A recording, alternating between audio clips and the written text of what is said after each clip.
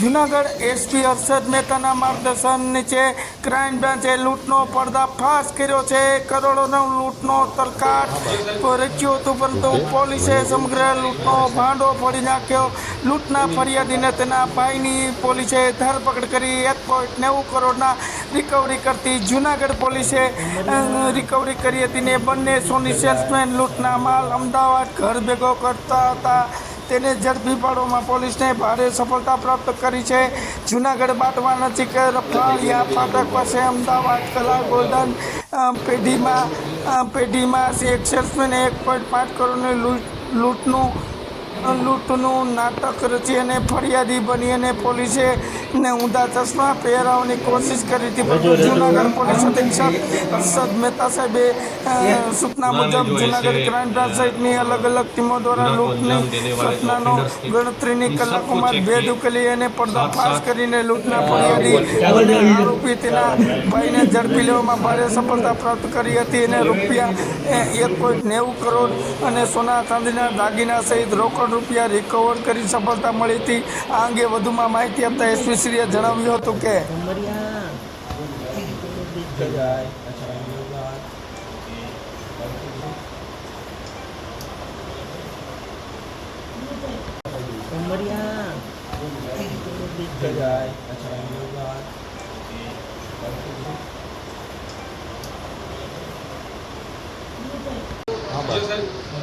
Okay મને કેમ છે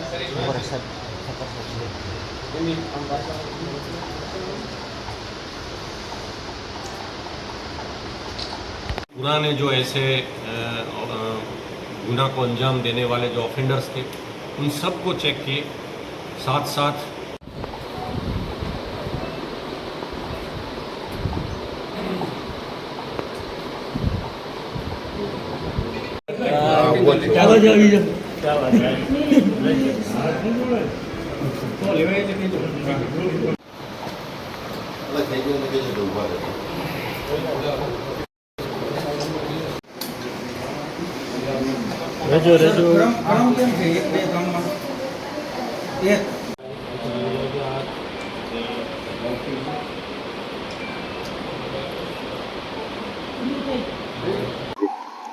સંજયભાઈ બાલચંદભાઈ શાહ, અમદાવાદ કલા ગોલ્ડ કોર્પોરેટર. હું મીડિયાના માધ્યમથી સૌ પ્રથમ તો જુનાગઢ જિલ્લાની 180 ટીમને મારા નતમસ્તક પ્રણામ છે ને એમને સેલ્યુટ છે. જે કામગીરી એમને કરી છે એ બિરદાવાલા છે.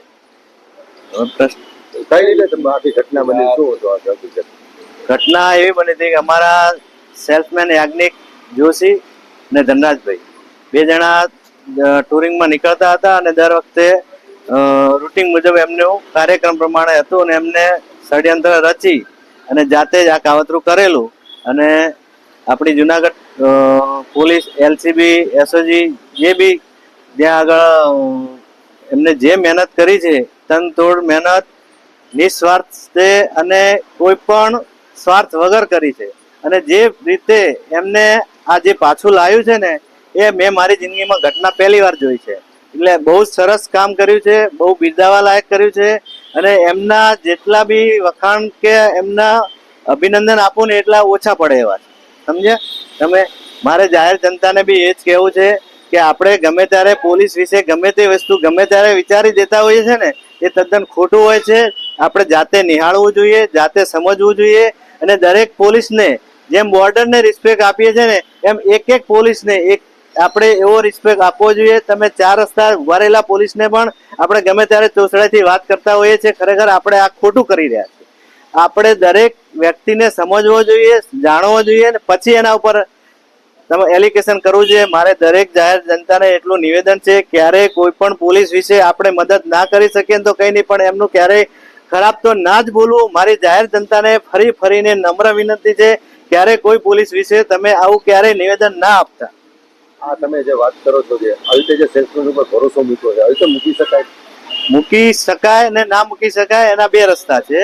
મૂકી શકવામાં કેવું છે કે જ્યારે આપણે અમારી પાસે 3-4 વર્ષથી આ માણસો હતા, પણ ક્યાંક એમની બુદ્ધિ ભ્રષ્ટ થઈ હશે ક્યાંક એમની મજબૂરી હશે ને એમને આ પગલું ભર્યું છે. એટલે આ માણસો બી મારા પાસે 2.5 વર્ષથી હતા. એવું આવું પહેલી વાર આવી ઘટના બની છે. એ ભાઈ મારું નસીબ છે. ગત 5 તારીખે કુતિયાણાથી બાટવા આવતા ડફાળાના પાટિયા પાસે 2 અમદાવાદના વેપારીઓએ પોતાની સાથે રહેલા આશરે 2.5 કિલો જેટલા સોનાની લૂંટ થયેલી હોવાની હકીકત રાત્રિના 8 વાગ્યાની આસપાસ બનાવ બનેલો હોવાની હકીકત બાંટવા પોલીસ સ્ટેશનને આપી. તાત્કાલિક આ બંને ફરિયાદીઓની પૂછપરછ કરી એમની ફરિયાદ લેવામાં આવેલી. Keshod SDPO Shri Thakkar, LCB, SOG અને સમગ્ર જિલ્લાની અલગ અલગ ટીમો છે આ બનાવને શોધી કાઢવા માટે કાર્યરત કરેલી.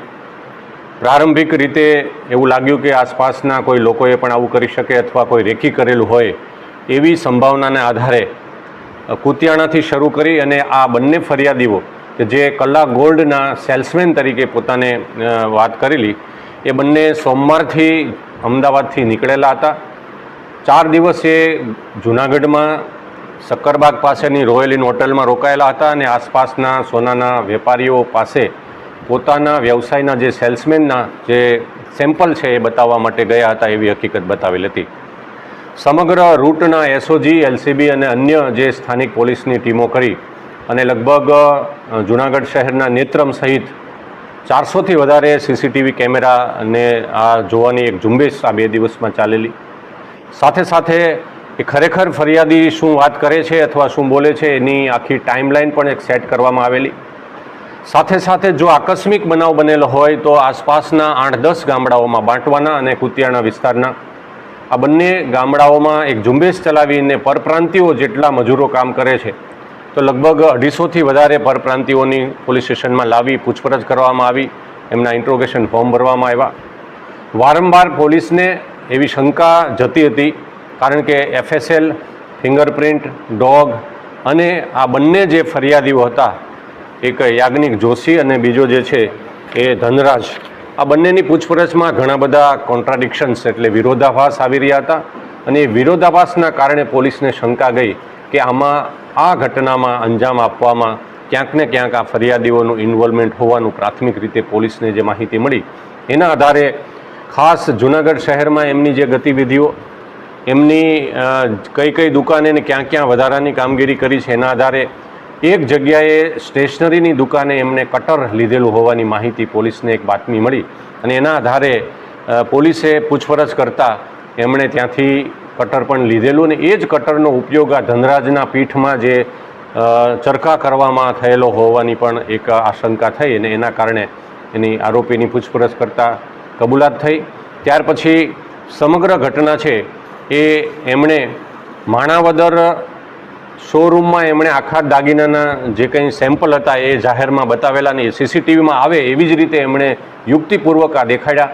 ત્યાર પછી માણાવદરથી વચ્ચે એના ભાઈને બોલાવીને, એનો ભાઈ જે છે આ ફરિયાદી જોશી કે જેનું નામ છે મોહિત જોશી, એમને બોલાવીને રસ્તામાંથી આ તમામ પ્રકારના સેમ્પલ સોના છે એમને આપી અને એમને રવાના કરેલો. અગાઉથી એમણે પ્લાન કરેલો કે કોઈ પણ પ્રકારનું મોબાઈલથી કોમ્યુનિકેશન નહીં કરે.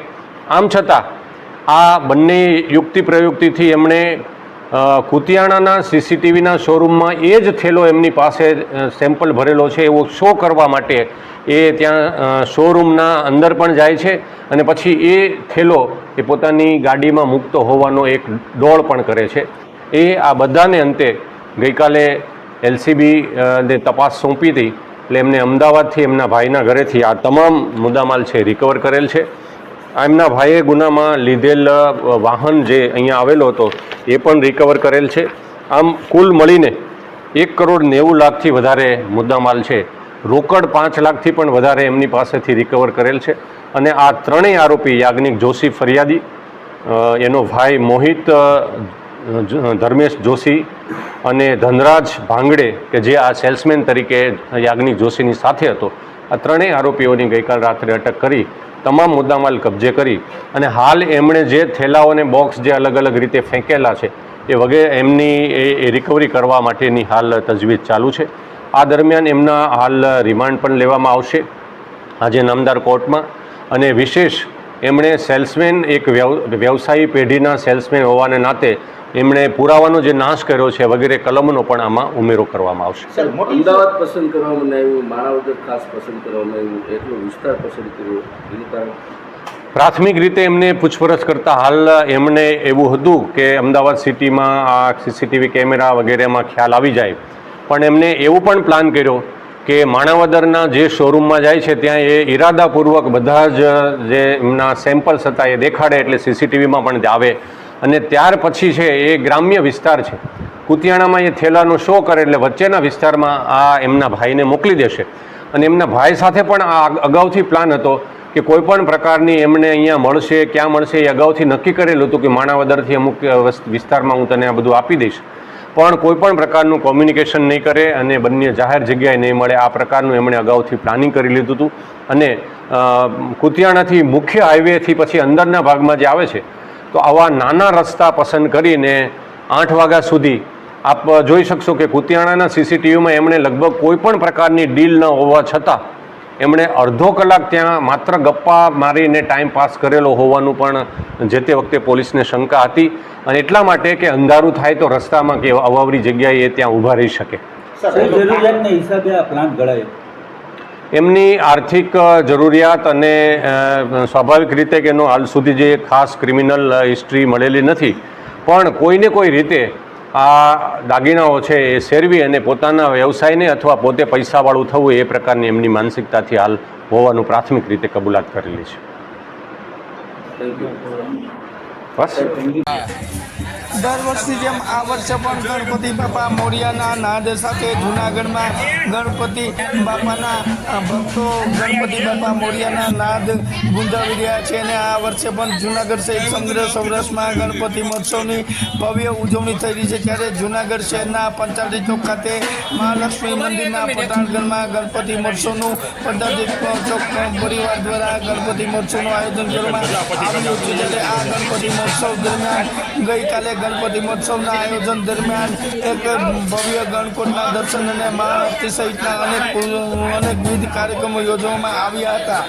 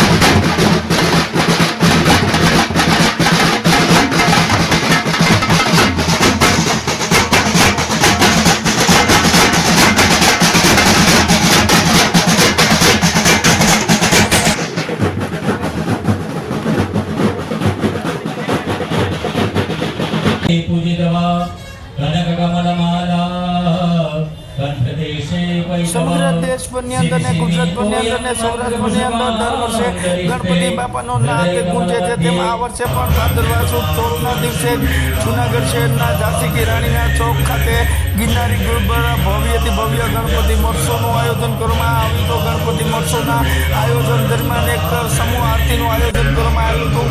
આ સમૂહ આરતીની અંદર ધારાસભ્ય સંજયભાઈ કોડિયા તેમજ ભૂતનાથ મહાદેવ મંદિરના મહંતશ્રી મહેશગીરી બાબુ તેમજ અનેક સાધુ સંતો તેમજ પદાધિકારીઓ તેમજ કાર્યકર્તાઓ તેમજ ભારતીય જનતા પાર્ટીના આગેવાનો તેમજ વિવિધ કાર્યકર્તાઓ આગેવાનો સહિતના અનેક પદાધિકારીઓ અધિકારીઓ તેમજ શહેર ભાજપના પ્રમુખ શ્રી મોહનભાઈ શર્મા સહિતના આગેવાનો સમૂહ આરતીમાં ખાસ ઉપસ્થિત રહ્યા હતા.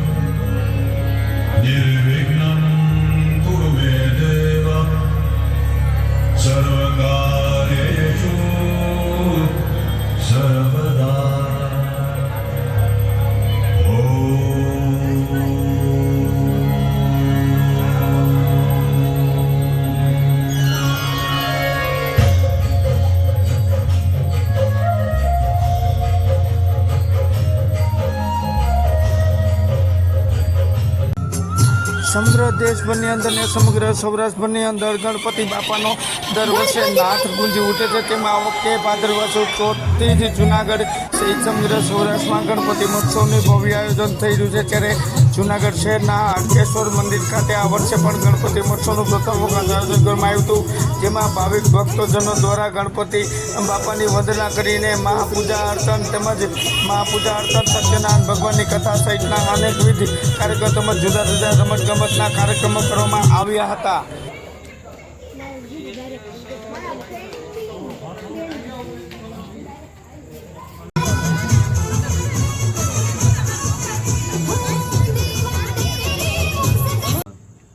એટલે મારા કુટુંબમાં સુખ શાંતિ સમૃદ્ધિ પંચધારય મેં દેવી પવિત્ર કરું આસનમાં માંગી ગો એમની આ છટકાવી કરશે. ઓમ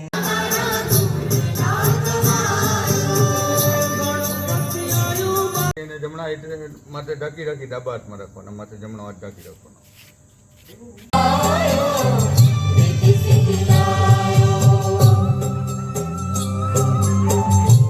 જમણા હાથ માથે ઢાંકી રાખી ડાબા હાથમાં રાખવાના, માથે જમણો હાથ ઢાંકી રાખવાનો. રોજગાર ક્ષેત્રે અભિવૃદ્ધિ પંચધારય મેં દેવી પવિત્ર કરું આસનમાં માંગી ગો એમની આ છટકાવી કરશે. ઓમ એટલે મારા કુટુંબમાં સુખ શાંતિ સમૃદ્ધિ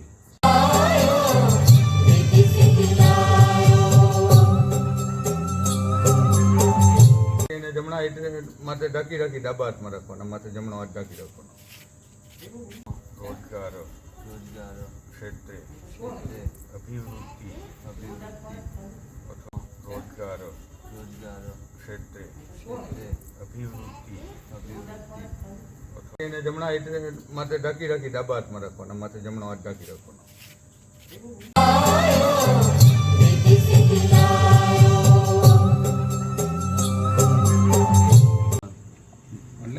કુટુંબમાં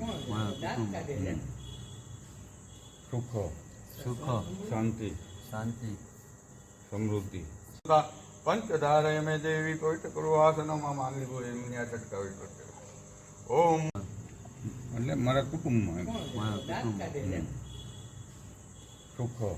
સુખ શાંતિ સમૃદ્ધિ પંચધારય મેં દેવી પવિત્ર કરુણાસનમાં માંગી હોય એમની આ છટકાવી કરશે.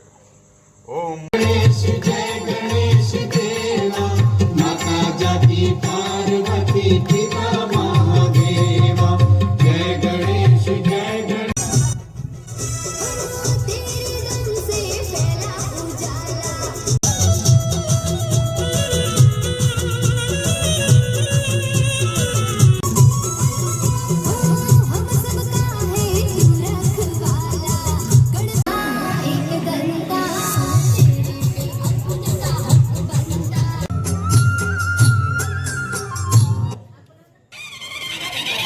ગણપતિ બાપ્પા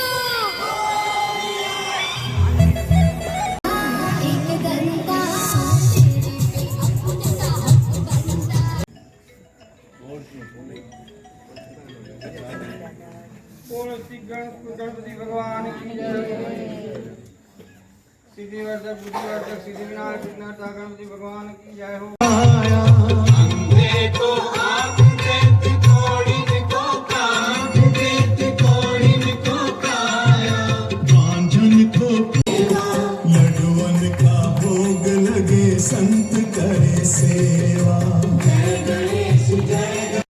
देत निर्धन को माया धन को पुत्र देत निर्धन को. गणेश जय गणेश देवा माता जाति पार्वती पिता महादेवा जय गणेश जय गणेश. એટલે મારા કુટુંબમાં સુખ શાંતિ સમૃદ્ધિ. જૂનાગઢ શહેરમાં સેવાભાવી હોસ્પિટલ તરીકે પ્રખ્યાત છે તેવા આજે જૂનાગઢમાં સેવાકીય પ્રવૃત્તિ સાથે સંકળાયેલા હાટકેશ્વર હોસ્પિટલ ખાતે એક વિવિધ પ્રકારના કેમ્પનું ભવ્ય આયોજન કરવામાં આવ્યું હતું. આ કેમ્પના અંતે પણ સર્વરોગ ફ્રી નિદાન કેમ્પનું ભવ્ય આયોજન કરવામાં આવ્યું હતું. વધુમાં માહિતી આપતા જણાવવામાં આવ્યું હતું કે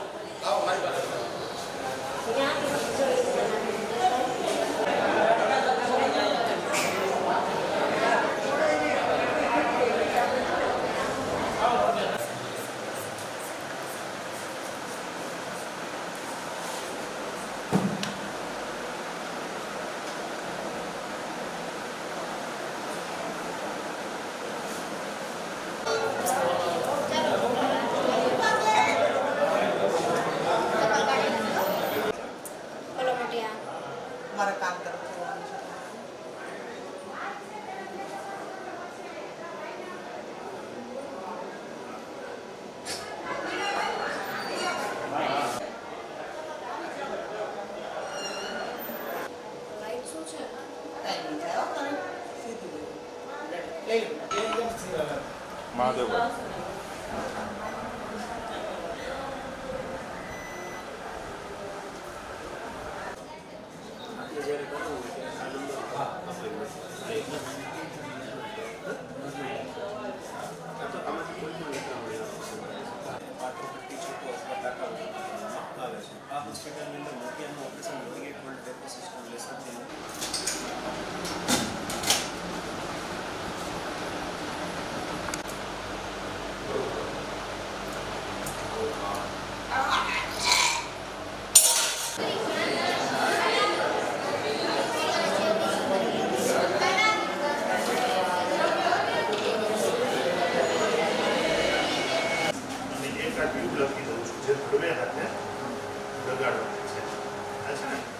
ગરબા પેન્ટિંગ વાળી અલગ ઓઇન્ટમેન્ટ આવે છે, દુખાવાનું લેવા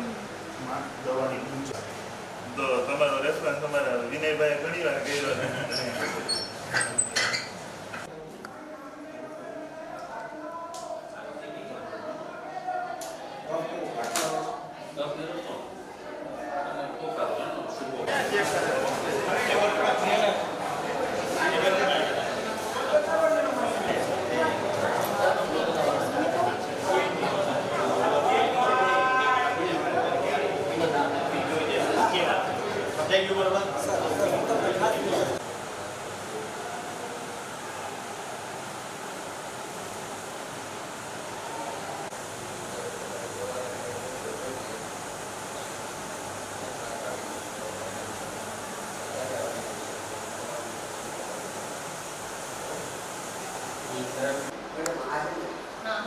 મને વિશાલભાઈ વાત કરી હતી.